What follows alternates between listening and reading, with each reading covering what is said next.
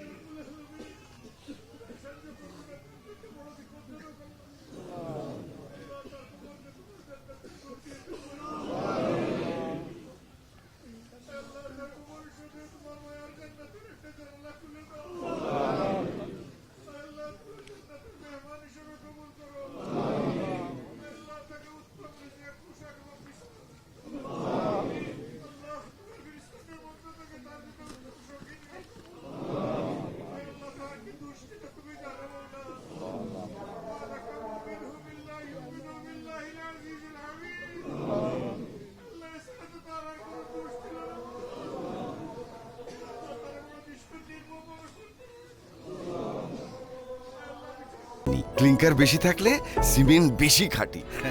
Anwar cement.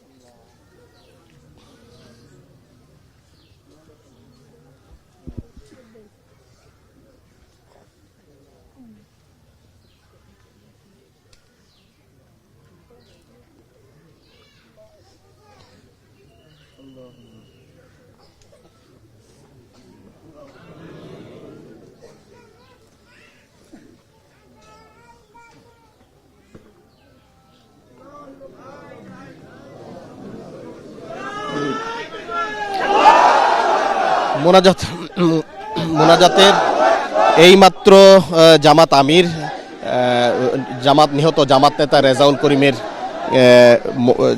যে কবর, সেই কবর জিয়ারত করেছেন এবং কবরের পাশে কিছুক্ষণ নীরবে দাঁড়িয়ে থেকে মোনাজাত করেছেন এবং এইমাত্র মোনাজাত শেষ হয়েছে এবং মোনাজাত শেষ হয়ে জামাত আমির পরিবারের সদস্যদের সাথে দেখা করার জন্যে তার বাড়ির দিকে এগিয়ে যাচ্ছেন। আমরা দেখেছি যে কিছুক্ষণ আগে গোপালখিলা উচ্চ বিদ্যালয় মাঠে জামাত আমির হেলিকপ্টার থেকে জামাত আমিরকে বহনকারী হেলিকপ্টারটি অবতরণ করে এবং সেখান থেকে নেমে তিনি সরাসরি চলে আসেন গোপালখিলা গ্রামের জামাত নেতা রেজাউল করিমের বাড়িতে। এসে কিন্তু প্রথমেই জামাত আমির তিনি